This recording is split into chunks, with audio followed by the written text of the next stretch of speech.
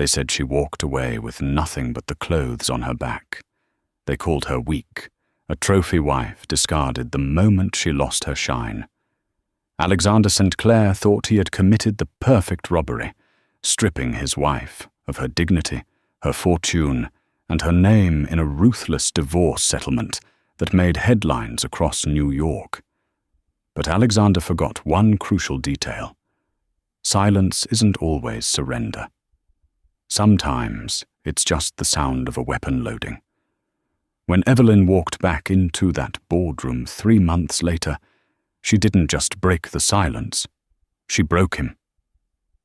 This is how she did it.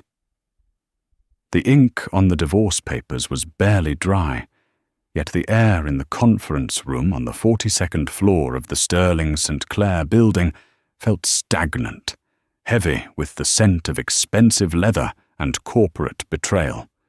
Outside, the New York skyline was a jagged jaw of steel and glass, indifferent to the woman sitting alone on one side of the mahogany table. Evelyn St. Clair, soon to be Evelyn Sterling again, stared at the signature she had just scrawled. It looked shaky. Not because she was afraid, but because she was exhausted. Across from her sat Alexander St. Clair. At 45, he was the picture of modern American royalty, tailored navy suit, silver cufflinks catching the light, and a face that had graced the cover of Forbes twice. He didn't look at her. He was busy checking his watch, a Patek Philippe she had bought him for their 10th anniversary. "Is it done?" Alexander asked, his voice devoid of the warmth that had once convinced her to leave her own career in art curation to support his ascent to CEO. "It's done," said Arthur Pendleton, Alexander's lead counsel. Pendleton was a shark in a pinstripe suit, a man who charged $2,000 an hour to destroy lives. He slid the papers toward himself, checking the pages with a meticulous, greedy snap. "The terms are as agreed. Mrs. St. Clair relinquishes all claims to the St. Clair residential properties in the Hamptons and Aspen, the liquid assets in the joint accounts, and her seat on the charitable board. In exchange, she retains the singular asset of the Sterling archives and receives a lump sum alimony of $200,000. $200,000. It was an insult. It wouldn't even cover the legal fees she would have incurred if she had fought him. But she hadn't fought him. She had folded. Alexander finally looked up. His eyes were cold, blue ice. "You're getting off easy, Eve. You know that. If I dragged this to court, I'd have exposed your little indiscretions to the press. You'd have left with nothing and a ruined reputation." Evelyn remained silent. The indiscretions were fabrications, rumors Alexander's PR team had planted in the tabloids about a non-existent affair with a tennis instructor. It was a classic move. Destroy the wife's character so the husband looks like the victim. She had no energy to fight the lie. The world already believed it. "I just want to leave, Alexander," Evelyn said softly. Her voice was raspy. She hadn't slept in weeks. "Then go," he said, waving a hand dismissively, as if shooing away a servant.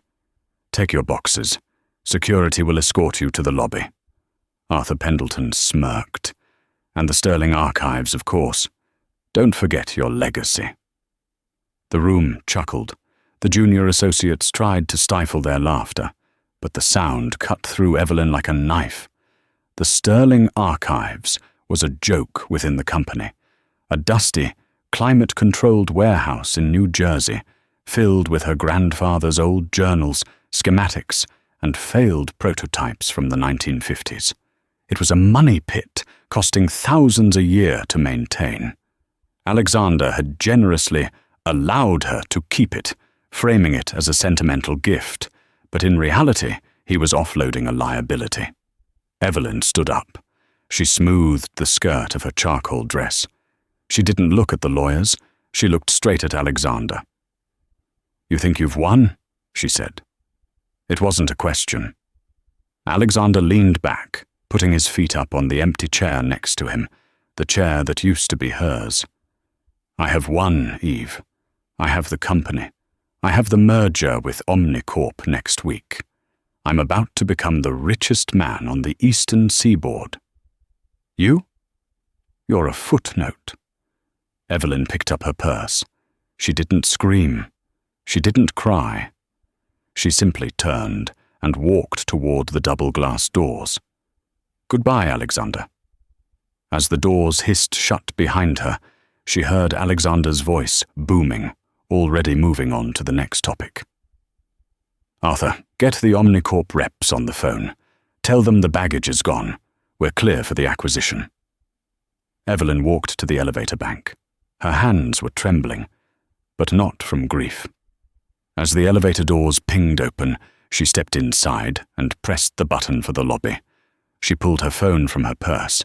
She dialed a number that wasn't saved in her contacts, a number she had memorized from a yellowed business card she found in the bottom of a box in that dusty New Jersey warehouse 3 nights ago. It rang 4 times. Then, a gruff, elderly voice answered. "Yeah?" "Mr. Silas Mercer?" Evelyn asked, her voice changing. The rasp was gone, replaced by steel. "Who's asking?" "This is Evelyn Sterling, granddaughter of Elias Sterling. I have the documents." There was a long silence on the other end. Then, a low whistle. "You got them out? All of them?" "I own them," Evelyn said, staring at her reflection in the polished brass of the elevator doors. Her eyes were hard. "I own the archives, legally.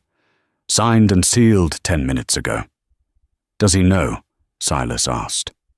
"He thinks he just handed me a bill for storage fees," Evelyn said. "Good God," the old man chuckled, a sound like gravel grinding together. "The poor bastard. When do we move?"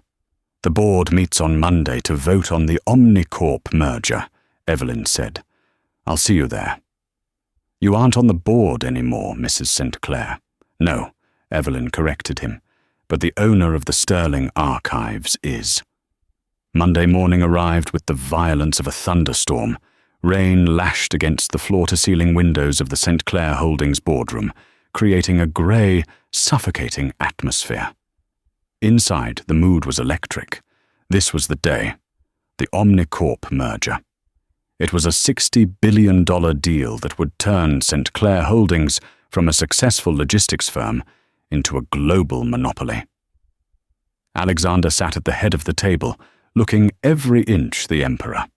To his right sat the CEO of Omnicorp, a man named Richard Vance. No, let's use Richard Halloway, who looked like a bulldog squeezed into a suit. Around the table were the 12 board members, men and women, who had survived the corporate shark tank by backing the biggest predator. Right now, that was Alexander. "Ladies and gentlemen," Alexander began, his voice smooth, "today is a historic day. With the acquisition of Omnicorp's shipping lanes, we effectively control the Atlantic. The vote is a formality, but protocol demands we go through the motions." He smiled at Halloway. "Richard, are your people ready?" "Ready and waiting, Alex," Halloway grunted. "Let's get ink on paper." "Arthur," Alexander nodded to his lawyer, who was acting as the corporate secretary today. "Call the roll." Arthur Pendleton stood up, holding a clipboard. "We need a unanimous vote from the Class A shareholders to ratify the modification of the company charter, followed by a simple majority for the merger itself." This was the technicality.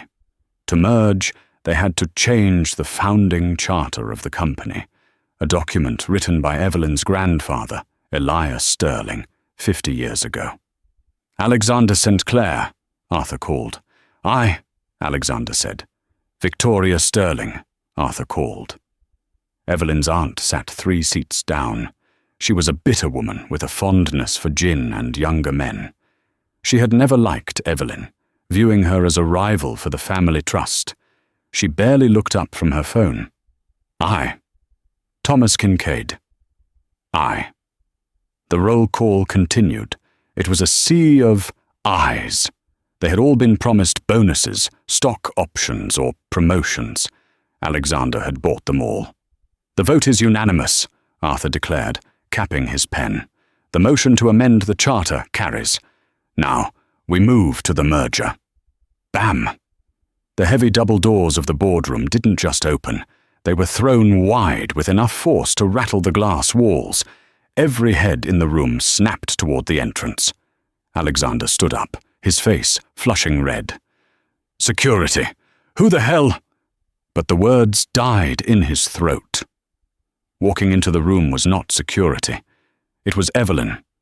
But it wasn't the Evelyn who had left 3 days ago. That woman had worn a modest grey dress and slumped shoulders. This woman was wearing a blood-red blazer, tailored sharp enough to cut, with matching stilettos that clicked rhythmically on the marble floor. Her hair, usually tied back, cascaded in waves over her shoulders. She wore dark lipstick that made her smile look dangerous. Behind her walked a man who looked like he had stepped out of a history book. Silas Mercer. He was in his 80s, leaning on a cane with a silver wolf's head handle, wearing a suit that was 20 years out of style but immaculate. Mrs. St. Clair, Arthur Pendleton stammered. You have no business here. The settlement is signed. You are trespassing. Am I? Evelyn asked. Her voice was calm, projecting easily to the back of the room. She walked straight to the empty chair at the opposite end of the long table, the seat reserved for the founder, a seat that had been left symbolically empty for a decade. She pulled it out and sat down. Get her out of here, Alexander hissed, pressing the intercom button on the table. Security to the boardroom. Now. I wouldn't do that, Alex, Evelyn said, crossing her legs, unless you want security to escort you out of your own building. The room fell deadly silent. The rain hammered against the glass. What is this? Richard Halloway asked, looking between Alexander and Evelyn. Alex, who is this woman? My ex-wife, Alexander spat. A desperate woman who doesn't know when to quit. Evelyn, get out. Now. I'm afraid I can't do that, Evelyn said. She signaled to Silas. The old man hobbled forward and tossed a thick, leather-bound document onto the center of the table. It landed with a heavy thud that made the water glasses tremble. Arthur, Evelyn said, looking at the lawyer, you're the corporate secretary. You know the company charter better than anyone. Tell me, what does Article 4, Section C, say about the founder's veto? Arthur frowned. He looked confused. Article 4, that refers to the holdings of Elias Sterling. But those shares were dissolved upon his death and distributed to the family trust, which Alexander controls. Not all of them. Silas Mercer spoke up. His voice was like grinding stones. Elias didn't trust his family. He knew the vultures would come. So he tied the ultimate voting power, the golden share, not to a person, but to an asset. Alexander rolled his eyes. What asset? The house? The yacht? We liquidated those years ago. The archives, Evelyn said softly. The room froze. Alexander let out a bark of laughter. The archives, the warehouse full of junk. I gave you that. You did, Evelyn smiled. It was a cold, predatory smile. You were so eager to strip me of the money, the houses, and the jewelry that you didn't bother to read the inventory list of the archives. You didn't bother to check what was actually in those boxes. She reached into her red blazer and pulled out a single sheet of paper, yellowed with age, encased in a protective plastic sleeve. This, Evelyn said, holding it up, is the original incorporation deed of Sterling Logistics, dated 1954. It states that the ownership of the physical prototypes and journals of Elias Sterling, collectively known as the Sterling Archives, carries with it the founder's rights. specifically the right to veto any modification to the company charter. She dropped the paper on the table. You need a unanimous vote to change the charter to allow this merger, Alexander. And I, Evelyn paused, her eyes locking onto his. Vote no. Alexander's face went pale. He looked at Arthur. Is this true? Arthur was frantically flipping through the leather-bound book Silas had thrown on the table. Sweat was beading on his forehead. I didn't know. The clause is obscure. It's hidden in the addendums of the physical assets. My God. Arthur looked up, his face ashen. She's right. The golden share is attached to the physical possession of the archives. Whoever owns the archives controls the veto. And you signed them over to me, Evelyn said, her voice dropping to a whisper that screamed through the silence. For free. Richard Halloway stood up, buttoning his jacket. Alex, what the hell is going on? Do you have the votes or not? Richard, give me a moment, Alexander stammered, his composure shattering. Evelyn, let's be reasonable. We can renegotiate the settlement. I can give you 5 million. 10 million. Evelyn laughed. It was a genuine laugh, bright and terrifying. 10 million? She asked. Alexander, this merger is worth 60 billion, and you just lost it because you were too arrogant to read the fine print. She turned to the board members, who were staring at her with a mix of horror and awe. The merger is dead, Evelyn announced.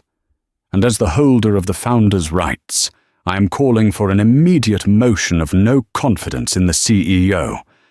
Alexander slammed his fists on the table. You can't do this. I built this company. No, Evelyn corrected him. My grandfather built it. You just painted it gold and sold it off piece by piece. But the sale stops today. She looked at Silas. Mr. Mercer, please distribute the files. Silas opened his briefcase. With pleasure, ma'am. What files? Alexander whispered. The files I found in the archives, Evelyn said. You see, my grandfather didn't just leave patents in those boxes. He left records. And it seems, Alexander, that for the last 5 years, you've been cooking the books to inflate the stock price for this merger. The silence in the boardroom was no longer tense. It was the silence of a grave. That's a lie, Alexander said, but his voice cracked. Is it? Evelyn asked. Silas has the original ledgers. We compared them to the public filings. The discrepancy is roughly $400 million. She looked at Richard Halloway. Mr. Halloway, if you merge with this company, you aren't buying a logistics empire. You're buying a federal indictment. Halloway looked at Alexander with pure disgust. He didn't say a word. He just turned and walked out of the room. His team followed him. The door clicked shut. Alexander slumped into his chair, defeated. Evelyn stood up. She walked over to the head of the table, standing right beside her ex-husband. She leaned down, her lips close to his ear. You told me to leave with my boxes, Alexander, she whispered. So I did. I just made sure to open them. The silence that followed Evelyn's departure from the boardroom was heavy, thick with the smell of fear and expensive cologne turning sour. Alexander St. Clair remained standing at the head of the table, his knuckles white as he gripped the mahogany edge. The door had closed, but Evelyn's perfume, a subtle mix of jasmine and wood smoke, seemed to linger, taunting him.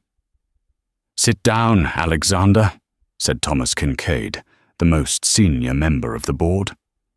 Kincaid was a man of few words, usually content to collect his dividends and sleep through meetings. Now, he was wide awake. She's bluffing, Alexander snapped, though he didn't sit. He began pacing, his movements jerky and uncoordinated. She's a scorned woman. She's hysterical. Those documents are 50 years old. They're irrelevant. The charter isn't irrelevant, Alex, Kincaid said, his voice dropping an octave. And neither is the SEC. You heard what she said. Cooking the books. 400 million? It's a lie, Alexander roared, turning on them. She forged them. She's trying to tank the stock price so she can buy back in. It's a manipulation tactic. Arthur Pendleton, the lawyer, was slumped in his chair, frantically typing on his phone. He looked up, his face pale. Mr. St. Clair, I'm looking at the digital bylaws right now, the addendum regarding the Sterling archives. It's real. It was never digitized, so it didn't come up in the keyword search during the divorce discovery. But it's legally binding. She holds the veto. Then fix it. Alexander grabbed a crystal pitcher of water and hurled it against the wall. It shattered, shards of glass raining down on the plush carpet. You are paid $3 million a year to fix it. Find a loophole. Declare her mentally incompetent. Sue her for theft of company property. I don't care what you do, just get that veto revoked. We can't sue her for theft, Arthur whispered. You signed the property over to her. It's hers. The board members began to murmur. They were wolves, and they smelled blood. They looked at Alexander not with loyalty, but with calculation. If the ship was sinking, they needed to know who to throw overboard to stay afloat. I'm adjourning this meeting, Alexander declared, straightening his tie with trembling hands. I need to make some calls, and nobody speaks to the press. If this leaks, I will hunt you down. He stormed out of the room, leaving the board members staring at the shattered glass. Alexander didn't go to his office. He took his private elevator down to the basement garage, his mind racing. He needed a different kind of lawyer. He needed a cleaner. He climbed into his black Mercedes and dialed a number he hadn't used in years. Victor, Alexander said when the line connected. I have a problem. A pest problem. What kind of pest? The voice on the other end asked. Smooth, cultured, and utterly devoid of emotion. Victor Graves. The kind that digs up old dirt, Alexander said, gripping the steering wheel. She has a warehouse in New Jersey. The Sterling archives. It's full of paper. Paper burns, Victor. Arson is a clumsy tool, Alexander, Victor replied. It draws fire marshals. Fire marshals talk to police. I don't care, Alexander screamed, losing control again. She has ledgers. She has proof of the creative accounting on the logistics expansion in 919. If that gets out, I go to federal prison. Do you understand? I need that warehouse gone. Calm down, Victor soothed. If she has the ledgers, she likely has copies. Destroying the originals now only makes you look guilty. We need to discredit the source. We need to break the woman, not the building. How? She walked out with nothing, right? No money, no allies, Victor said. She has Silas Mercer, Alexander spat. That old fossil. Mercer, Victor mused. He has a sick granddaughter, doesn't he? Expensive treatments. Alexander smiled for the first time in an hour. It was a cruel, thin smile. Yes, he does. Leave it to me, Victor said. By the time I'm done, Evelyn Sterling will be begging to return those papers just to make the pain stop. 3 days later, Evelyn sat in the small, dusty office inside the Sterling Archives warehouse. The space was a stark contrast to the penthouse she had lived in for 15 years. The walls were cinder block, the heating was noisy, and the furniture was mismatched. But it felt like a sanctuary. Coffee, Silas said, placing a steaming mug on the desk. He looked tired. The cane with the silver wolf's head leaned against the filing cabinet. Thank you, Silas, Evelyn said, rubbing her temples. Any word from the board? Silence, Silas said, which worries me more than shouting. They're circling the wagons. They're waiting to see if I release the evidence to the DOJ, Evelyn said. They want to know if I'm willing to burn the whole company down. Are you? Silas asked gently. Evelyn looked at the stacks of boxes surrounding them. My grandfather built that company to connect people. Alexander turned it into a machine to feed his ego. If burning it down is the only way to save its soul, then yes. Suddenly, Evelyn's phone buzzed. Then it buzzed again, and again. Within seconds, it was vibrating continuously. She picked it up. Dozens of notifications from news apps, social media, and unknown numbers. Breaking news. Ex-wife of tycoon Alexander St. Clair accused of corporate espionage and extortion. Evelyn's stomach dropped. She tapped the link to the New York Chronicle. There was a photo of her leaving the St. Clair building, looking angry, a photo taken years ago during an argument, taken out of context. The headline was brutal. Sources close to St. Clair Holdings reveal that Evelyn St. Clair, recently divorced, has threatened to release fabricated documents unless paid a ransom of $50 million. The documents, allegedly forged by a disgraced former employee, are part of a vindictive campaign to sabotage the company's historic merger. My God, Evelyn whispered. He spun it. He turned it around. Turn on the TV, Silas said grimly. On the small TV in the corner, a news anchor was interviewing a character witness, a woman Evelyn had thought was her friend, a socialite named Clarissa. Oh, poor Evelyn, Clarissa was saying, dabbing at dry eyes. She's been unstable for a long time. The divorce really broke her. She started talking about conspiracies, saying Alexander was cooking books. We all knew it was the wine talking. She needs help, not a boardroom seat. Evelyn turned off the TV. She felt like she couldn't breathe. The narrative was perfect. The hysterical, greedy ex-wife trying to destroy the successful husband. He's good, Evelyn said, her voice shaking. He's winning the court of public opinion before we even get to a real court. It's a distraction, Silas said, his eyes narrowing. He's trying to flush you out, make you react emotionally. If you go on TV and scream, you prove them right. So what do I do? Sit here and let them destroy my name? No, Silas said. We dig deeper. Alexander wouldn't go to these lengths just for the accounting fraud. He could pay a fine for that. He's scared of something else. Something in these boxes that we haven't found yet. Evelyn looked at the thousands of boxes in the warehouse. Silas, it took us 3 days to find the ledgers. It could take years to go through the rest. We don't have years, Silas said. We have hours. Look at this. He pointed to the ledger they had found. See these recurring payments to Orion Consulting. $10,000 a month, every month, for 5 years. Then last month, it jumped to $5 million. A payoff? Evelyn asked. Or a purchase, Silas said. I tracked the routing number. It goes to an offshore account in the Caymans. But the incorporation papers for Orion list a registered agent right here in New Jersey.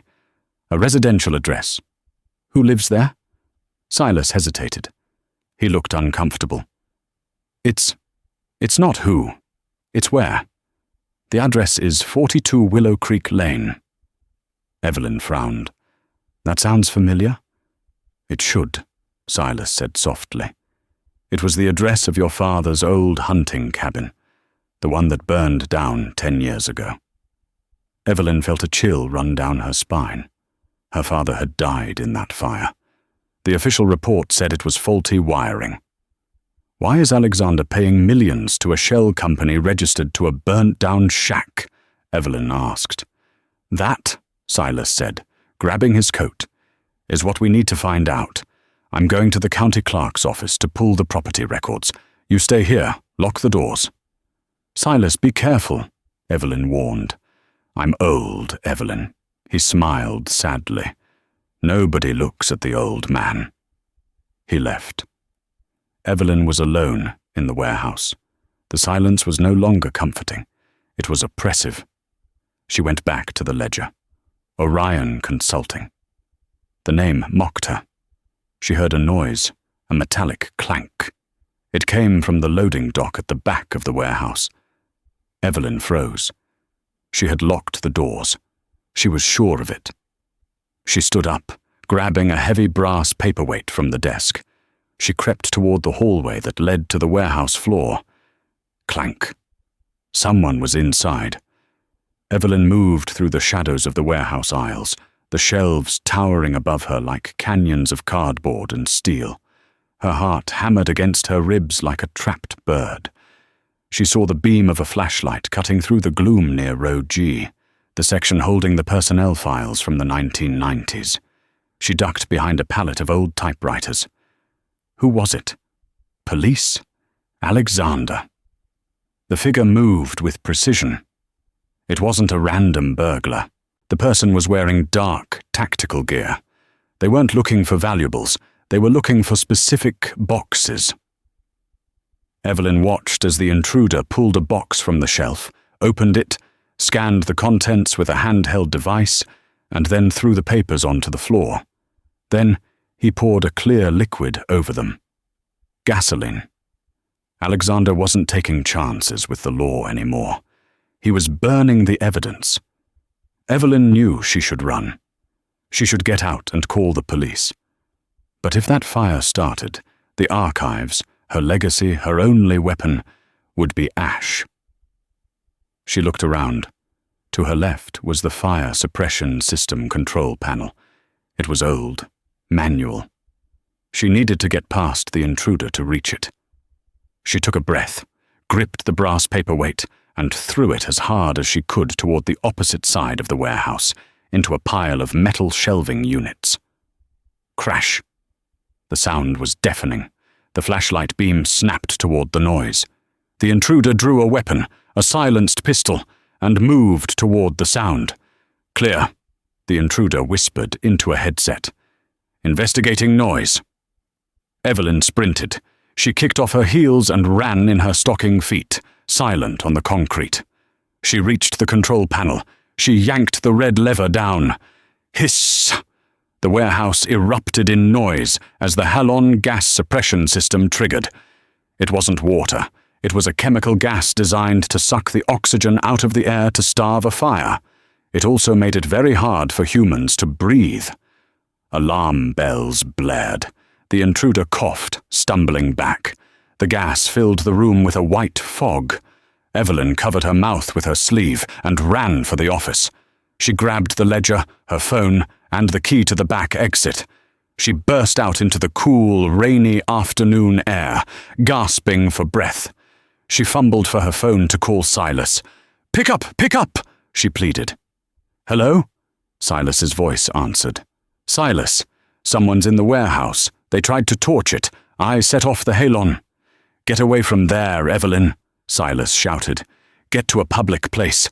I found something. I found out who owns Orion Consulting. Who? Evelyn cried, running toward her car. It's not Alexander, Silas said, his voice trembling with a mix of fear and vindication. Alexander is just the money man.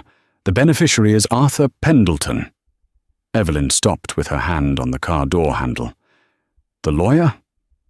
He's not just a lawyer, Eve. I pulled his old records. Before he passed the bar, Pendleton worked for the EPA. He was the inspector who signed off on the chemical disposal for St. Clair Logistics in the 90s. The pieces slammed together in Evelyn's mind. The hunting cabin, she whispered. My father didn't die in an accident. No, Silas said. Your father was going to expose the illegal dumping of toxic waste. Pendleton covered it up. Alexander paid him off to keep the company clean, and Pendleton has been bleeding him dry ever since. But if the merger happens, the audit would expose the payments, Evelyn finished, and the EPA violation would come to light. It's not just fraud, Silas. It's murder. Evelyn, listen to me, Silas said urgently. If Pendleton knows you have the ledger, he won't send a lawyer. He'll send a hitman. You need to... The line went dead. "Silas!" Evelyn screamed. "Silas!" She looked at her phone. No signal. She looked up. A black SUV had blocked the exit of the warehouse lot. A signal jammer. The passenger door opened. Arthur Pendleton stepped out. He wasn't wearing his expensive suit. He was wearing a raincoat, and he held a long black umbrella. But the way he held it looked heavy. "Mrs. St. Clair," Arthur called out, his voice pleasant despite the rain. "We really need to stop meeting like this." Evelyn looked behind her. The warehouse was filling with gas. The intruder was likely incapacitating, but still inside.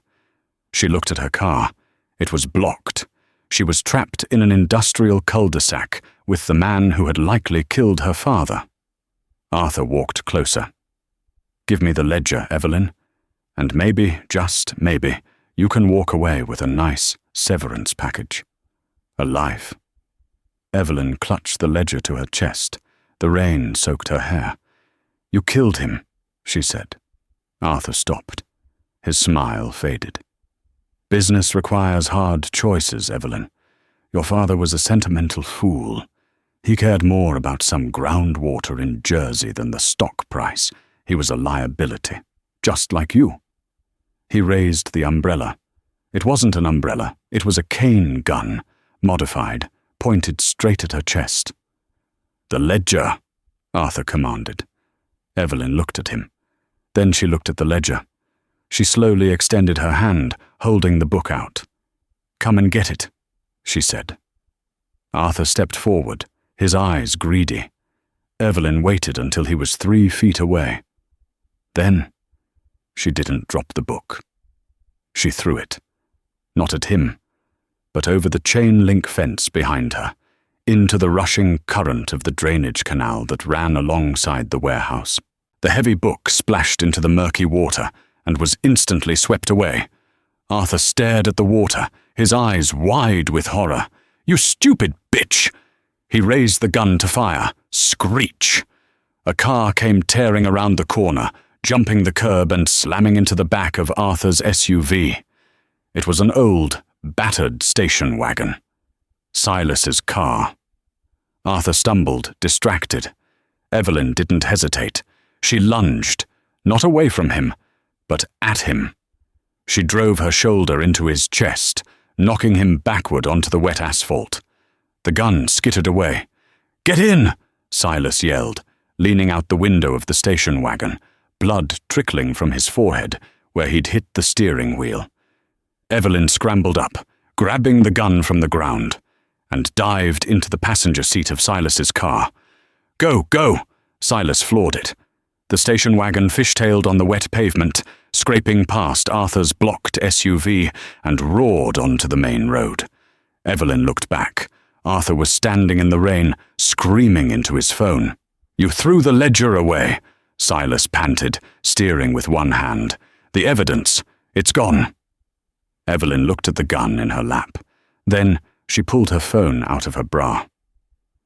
"I didn't need the physical book, Silas," she said, her breathing ragged. "I took photos of every page before I left the office. It's all on the cloud." She looked at Silas, her eyes burning with a fire that hadn't been there a week ago. "Now we don't just have leverage," Evelyn said. "Now we have a death sentence." The St. Clair Holdings skyscraper was a fortress of glass and steel, surrounded by a swarm of media vans. The merger with Omnicorp was being officially announced at 9 a.m. in the Grand Atrium, a televised event meant to crown Alexander St. Clair as the king of logistics. Inside a nondescript van parked 3 blocks away, Evelyn watched the live feed on a tablet. Beside her sat Silas, his head bandaged, and, surprisingly, Rachel Thorne, the journalist from the New York Chronicle, who had written the hit piece against Evelyn just days prior. "You better be right about this, Mrs. St. Clair," Rachel said, her voice tight. "If you make me crash this press conference for a conspiracy theory, my career is over." "Your career is already over if you keep printing Alexander's lies," Evelyn said, staring at the screen where Alexander was currently shaking hands with Richard Halloway.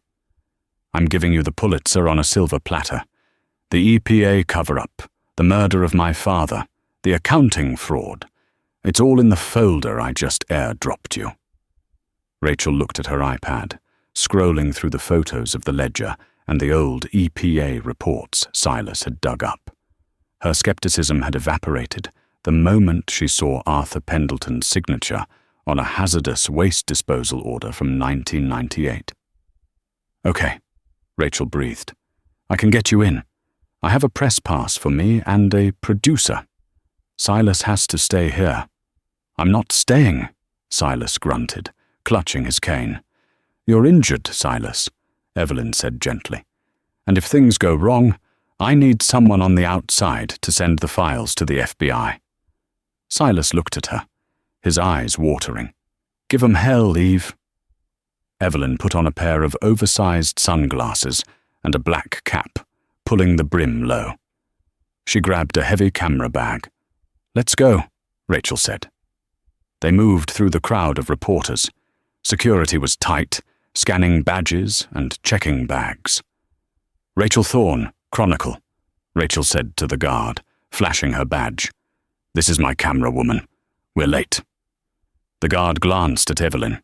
Her heart slammed against her ribs. If Arthur Pendleton was here, and he surely was, he would have security looking for her. "Bag check," the guard grunted. Evelyn unzipped the camera bag. Inside was a tangled mess of wires, lenses, and at the bottom, the gun she had taken from Arthur. It was wrapped in a black cloth, hidden under a lens hood. The guard poked around. His hand brushed the cloth. "Hey!" Rachel shouted, distracting him. "Watch the lens. That glass costs more than your car." The guard flinched and pulled his hand back. All right. Go on through."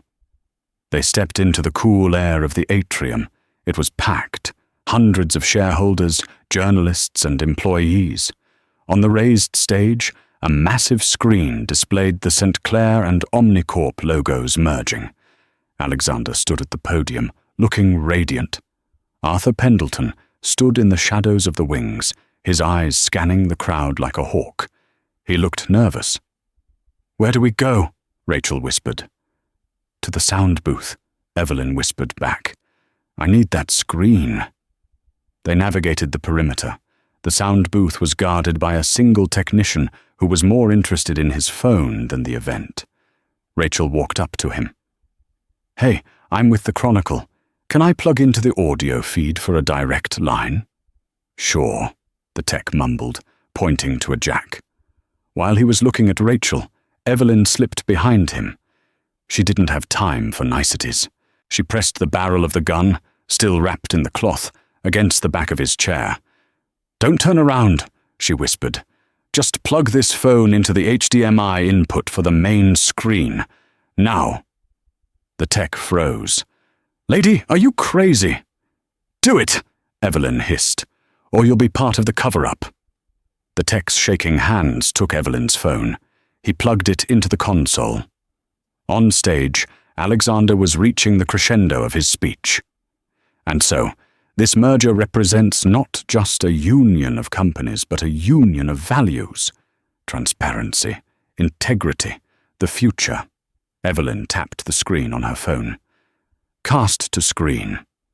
The massive screen behind Alexander flickered. The shiny logo of the merger vanished.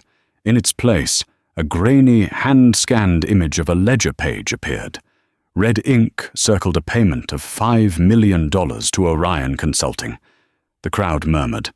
Alexander froze, looking back at the screen. He laughed nervously. "Apologies. Seems we have a technical glitch." Then the image changed. It was a photograph. A younger Arthur Pendleton standing next to a younger Alexander St. Clair at a construction site. In the background, barrels marked with hazardous waste symbols were being buried in a ditch. The murmur turned into a gasp. Arthur Pendleton, standing in the wings, went white. He signaled to the security team, pointing frantically at the sound booth. "Cut the feed!" Alexander screamed, his microphone still on. "Cut it now!" "Leave it on!" Evelyn's voice boomed over the PA system. She grabbed the tech's headset microphone. She stepped out of the booth, standing on the balcony overlooking the atrium. She took off her cap and sunglasses. The cameras swiveled. Every eye in the room landed on her. "Evelyn," Alexander whispered, his voice amplified by the podium mic. "You talked about transparency, Alexander," Evelyn said, her voice steady, echoing through the massive hall. "So let's be transparent." She swiped her phone screen. A new document appeared on the giant screen. An EPA report from 10 years ago. Fatality: Jonas Sterling.